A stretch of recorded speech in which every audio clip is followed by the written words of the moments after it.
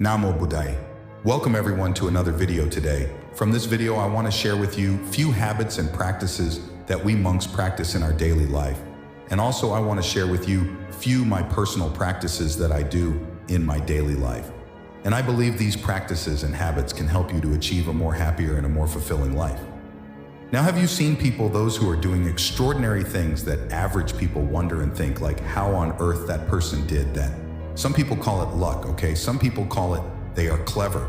Some people call that they are very skillful, okay? But I would say the secret behind their achievement is a good set of habits that they have done every single day. And they have practiced every single day.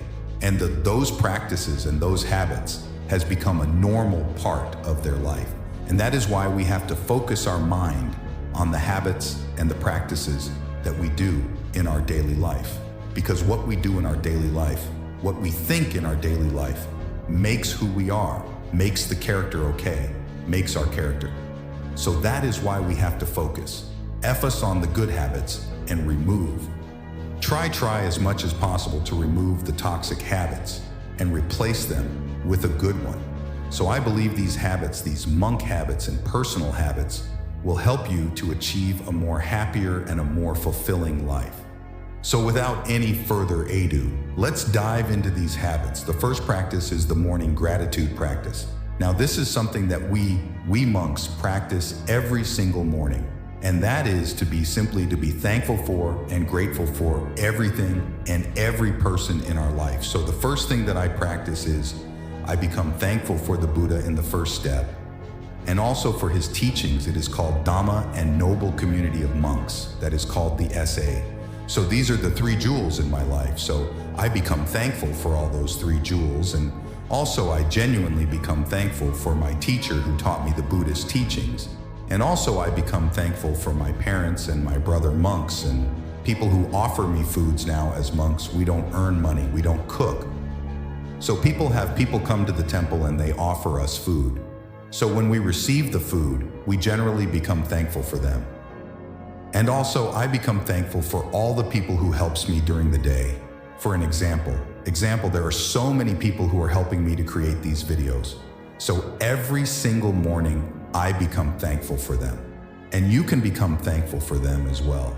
And also, you can simply be thankful for everything and every experience and every person in our life.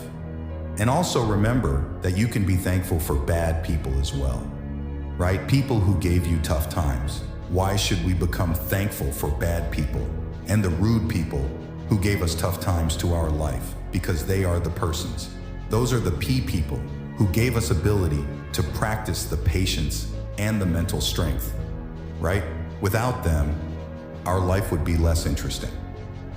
Okay, the more we face challenges, the more we face tough times. There's a story for us to tell, so we can be simply thankful for them as well, for making our life story more interesting in that way. You can practice this gratitude practice every single morning when you practice the gratefulness. And when you simply become thankful for everything and every person in your life, you start to feel the value of your life. Because sometimes we forget that we have a value in our life and think like, oh, my life is miserable, my life is worthless, my life has no value. But if you really think about it, if you really focus about it, our life is more valuable. And the first practice is that to practice the morning gratitude. The second practice that I want to share with you today is the morning meditation. Morning meditation is one of the most important practices that we do in our mon's life, right? Why meditate in the morning? Especially morning is one of the best times to meditate because your mind is so calm and peaceful in that time. And also your surrounding is calm and peaceful at that time. Okay, so morning meditations give you a refreshed start to your day. So as morning meditations, normally we monks practice, first of all, the love and kindness meditation. And some monks practice mindfulness, meditation, breathing meditation, a lot of meditations. So it depends on your choice, what to practice and what not to practice. So morning meditation is one of the best practices and best things that you can do to start your day with a fresh start. The third practice is journaling. Now this is something that I do every single day to have a good review on the day, right? What I did during the day and what I forgot to do. And also I take time to write down all the good things and all the good deeds that I did, and simply be happy about it. And also finally, you can leave some space to write down all the things that you are grateful for in your life. When you write down all the things that you are grateful in your life, and if you do it every single day, it becomes a habit to remember all the good things in your life, all the valuable things in your life, and you will feel much more valuable about your life. So journaling is one of the habits that you can add to your life to make your life more happier and more fulfilling. And the fourth practice is mindful eating. Now this is one practice that we monks do almost every single day. Normally as monks, we all only have 2 meals per day. And in some monasteries, some monks have only 1 meal per day. So while we are having our meals, we become mindful and we focus our mind on the food that we are taking, right? So the first step is to recall and reflect on the purpose on eating. Of eating now, what is the purpose of eating as a monk? We have our food as a help for our health and as a help for our spiritual journey. So when you recall that, you know that you're having your meals with a purpose. And also the next step is to be more mindful and focus our mind on eating. You can focus your mind on the texture of the food and the taste of the food and the warmth of the food, and simply be aware of it while having the meals. Now, while you are having these meals, the surrounding, and when everyone is having that meal in the same way, the surrounding is very quiet and calm as the monastery's dining hall. One interesting about the monastery's dining hall is the monastery's dining hall is very calm and quiet, while the monks are having the meals because they simply become mindful about their food. So mindful eating is one practice that you can do in your life. And if you're having a busy life, right? If you don't have some time to meditate, a separate time to meditate, you can practice this mindful eating practice as a meditation. So if you want to know how to practice this, you can watch this video right here, that I have done a separate video to how to meditate in a busy life. Check that as well.